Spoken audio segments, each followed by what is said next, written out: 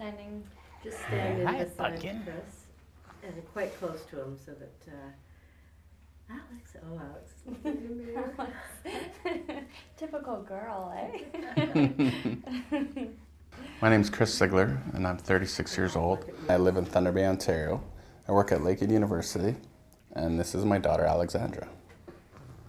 I was diagnosed in December of last year with stage 4 metastatic melanoma.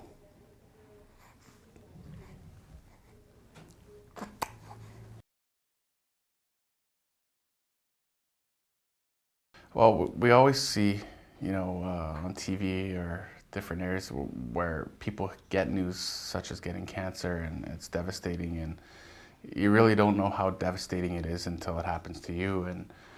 And I know initially it's difficult to get news like that, and then I'd get the news, and then we'd go in to talk about how it went, and we get news again that was bad, and we went through that a couple of times. It seemed like every time we're kind of getting somewhere, we'd get some bad news, and that was very, very hard. That was very hard to hear. It usually took us some time. I know the first day was, the worst, and you do nothing but think about it after that, and eventually it does get better. Eventually it does get easier to live with. Sometimes it's kind of funny, what I try to do is I basically bury my head in the sand. You go through your day and almost pretend you don't even have cancer, and that's one of the ways you try to get through it. I know one of the positives that I've seen is I really didn't know, I think, how strong my wife was until we went through this, and even how strong I could be.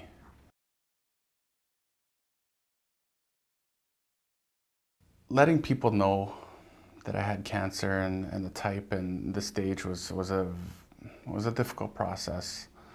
My initial reaction, other than my wife and I knowing, I found it very hard to tell family. I found it actually easier to tell friends than I did to tell family, because I knew family would be so upset, my parents specifically. So I kind of made a tentative schedule of telling people, and I kind of made it one by one. I had a small group of people, including my parents, that I wanted to know before anybody else knew. So I made sure that they knew, and went through that process. It still took us a while though. It took us some time to, I guess, go through the information ourselves and process the feelings and everything ourselves before we went on telling anybody else. So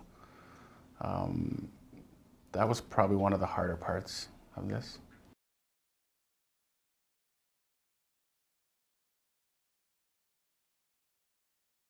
Well, the initial treatment was a drug called interferon, and that lasted a month. And physically, that was very difficult with the different symptoms of nausea and headaches and fatigue. So nobody can really describe how difficult it really can be. My family too, it was difficult for them to have to watch. And then to get the news that it had moved on was quite hard. When we started the chemotherapy, I really didn't know what to expect. After going through basically a month of hell, I figured that the chemotherapy would be hard. I had a pleasant surprise. Obviously, it was, as you can see, I still have my hair.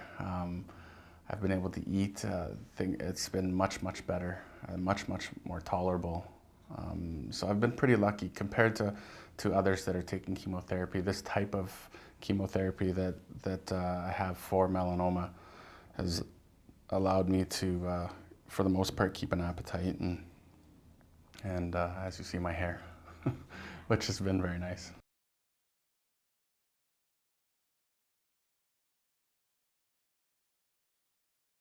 People, when they hear you have cancer, they expect something different than what I've been going through.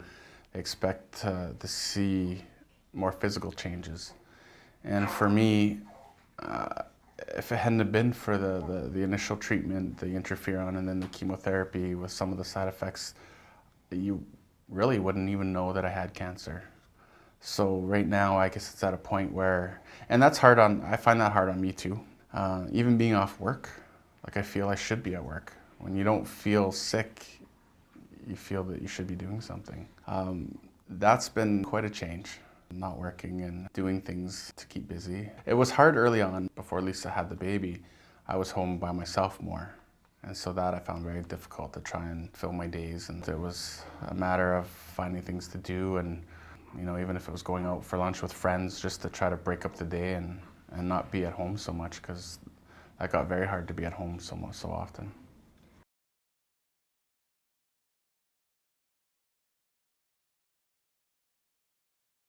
Being in Thunder Bay has had its pluses and drawbacks. When I look at the smaller communities in northwestern Ontario, I guess Thunder Bay is basically the hub of northwestern Ontario, and we're extremely lucky to have the cancer clinic that we do have here. However, we still are isolated in northwestern Ontario, and even for the surgery that I had, we went down to Princess Margaret, and currently I'm awaiting a consultation with a doctor down there. So it does have its drawbacks with having to travel and stay away from home and away from family. So it's difficult. As good as the center that we do have, there is still areas with doctors that down in southern Ontario that we don't have up here.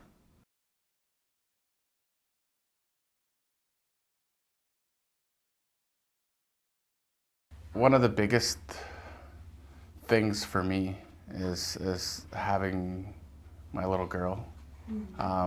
She's really taken, you can hear her right now actually,